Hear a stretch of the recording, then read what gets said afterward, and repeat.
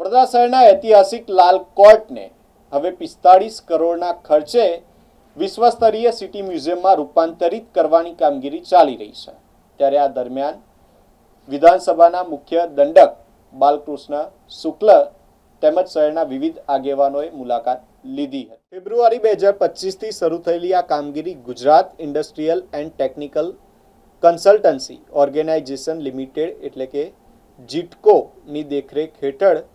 અને વામાક communication private limited દ્વારા અમલમાં મૂકવામાં આવી રહી છે। લાલ કોર્ટની મૂળ ઐતિહાસિક રચનાને જાળવી રાખીને તેને આધુનિક મ્યુઝિયમ તરીકે વિકસાવવામાં આવી રહ્યું છે। નિરીક્ષણ દરમિયાન અકોટાના ધારાસભ્ય Chaitanya Desai, mayor Geeta Makwana, deputy mayor Aditya Patel સહિત કોર્પોરેશનના પદાધિકારીઓ, કોર્પોરેટરો અને કાર્યકરો ઉપસ્થિત રહ્યા હતા। તમામ આગેવાનોએ કામગીરીની પ્રગતિ અને ગુણવત્તાની સમીક્ષા કરી હતી। મુખ્ય દંડક બાલકૃષ્ણ શુક્લએ જણાવ્યું હતું કે આ પ્રોજેક્ટ પૂર્ણ થયા બાદ લાલ કોર્ટ બિલ્ડિંગ વડોદરાની નવી ઓળખ બનશે અને દેશ વિદેશના પ્રવાસીઓ માટે આકર્ષણનું કેન્દ્ર સાબિત થશે। સાથે જ તેમણે જણાવ્યું કે આવા વિકાસ કાર્યો વડોદરાના હેરિટેજ ટુરિઝમને નવી દિશા આપશે। વડાપ્રધાન શ્રી નરેન્દ્રભાઈ મોદીજી દ્વારા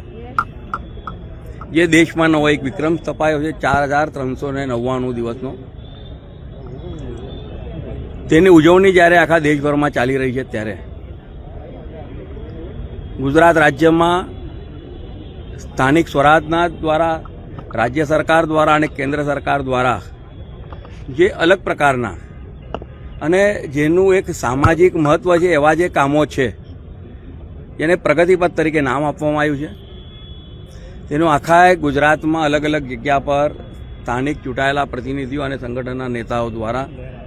તેની વિઝિટ કરીને તેની માહિતી મેળવવાનો જે કાર્યક્રમ રાખેલ છે, તેમાં આજરોજ માનનીય મેયરશ્રીના અધ્યક્ષતામાં રાવપુરા વિસ્તાર અને અકોટા વિસ્તારના મધ્યે ઐતિહાસિક જૂની બિલ્ડિંગ લાલ કોર્ટ જેને આપણે કહીએ છીએ, ત્યાં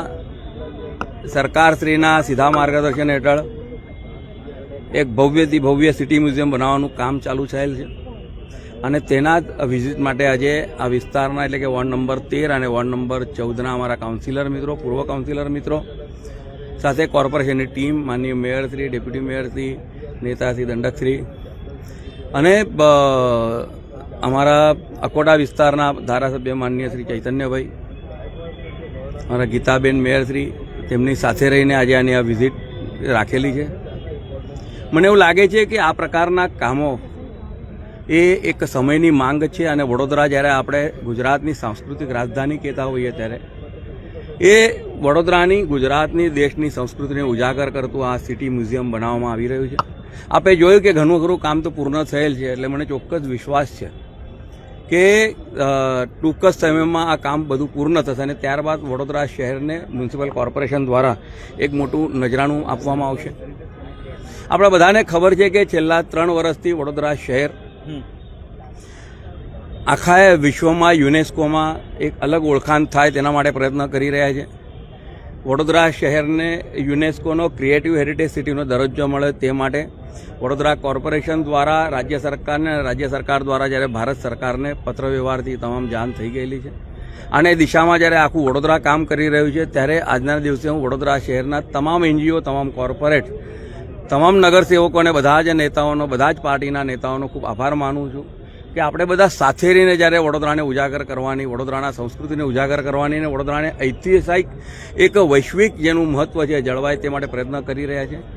ત્યારે હું આપના માધ્યમથી તમામ નગરજનોને કહું કે આપને પણ જ્યારે ટાઈમ મળે ત્યારે લાલ કોર્ટ જોવા આવજો। ખૂબ સરસ મજાનું કામ ચાલે છે અને તે બદલ હું કોર્પોરેશનને ખૂબ ખૂબ અભિનંદન પાઠવું છું। આજે આપણે વડોદરા એટલે આપણે સંસ્કારી અને કલાની નગરી એને અને સયાજી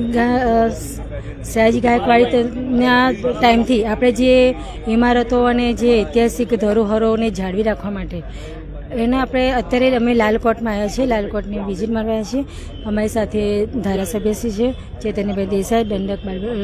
બાલકૃષ્ણ શુક્લે અને અમારા 5 પદાધિકારીઓ છે અને કાઉન્સિલરો વોર્ડ નંબર 13 અને 14ના બી સાથે જોડેલા છે અને અમે સાથે મળીને અહીંયા એક વિઝિટ મારવા માટે આવ્યા છીએ. અને આ જે લાલકોટમાં અત્યારે જે કામગીરી ચાલી રહી છે તો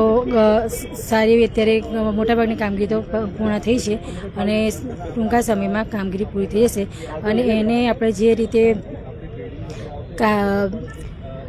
જે વિકસાવી રહ્યા છીએ આપણે અને આપણી ધરોહરને જાળવી રાખવા માટે એને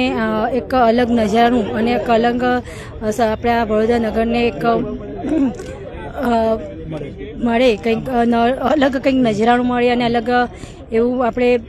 ધરોહર જાળવી રાખીને આપણે એના જે રિનોવેશન કરવામાં આવે છે, જે મ્યુઝિકનો પ્રોજેક્ટ હાથમાં ધર્યો છે તો એ ખરેખર જોવાલાયક બનશે. અને નગરજનોને ભાઈ એક અપીલ છે કે તમે પણ આવો અને વિઝિટ મારો અને એમાં સૌનો સાથ આપીને આપણે આગળ વધીએ. લાલકોટ હતી એક સમયમાં આપણે અહીંયા આગળ ક્રિમિનલ કોર્ટ હતી અને એ આજે મ્યુઝિયમમાં કન્વર્ટ થઈ રહી છે. તો આપણો જે ઇતિહાસ છે, વારસો છે કે એક સમયે આપણે અહીંયા આગળથી આપણે આ જે ઇન્ડસ વેલી સિવિલાઇઝેશન છે એ ટાઈપનું જ આપણે અહીંયા આગળ પણ એકાદ બે મૂર્તિ અકોટા ગામમાંથી મળી હતી અને ત્યારથી લઈને હમણાં સુધી જે મરાઠાઓ રાજ કરી ગયા, જે ગાયકવાડ્સ હતા, એના એ સમયે બ્રિટિશર્સ પણ આવ્યા. તો એ આખો વારસો જે છે આપણે એક્યુમ્યુલેટ કરીને આપણે અહીંયા આગળ દરેક સેક્શનમાં જુદા જુદા એમાં આ લોકો બતાવશે. અને હમણાં જે રીતે કામ ચાલી રહ્યું છે, ઓલમોસ્ટ જે હાર્ડવેર હોય, જે બેઝિક તમારા બિલ્ડિંગને જે સાચવણી કે જાળવણીનું કામ હોય એ બધું ઓલમોસ્ટ પૂર્ણ થવા આવ્યું છે અને હવે એનું બ્યુટિફિકેશનનું કામ શરૂ થશે, જેમાં થોડો સમય વધુ લાગશે.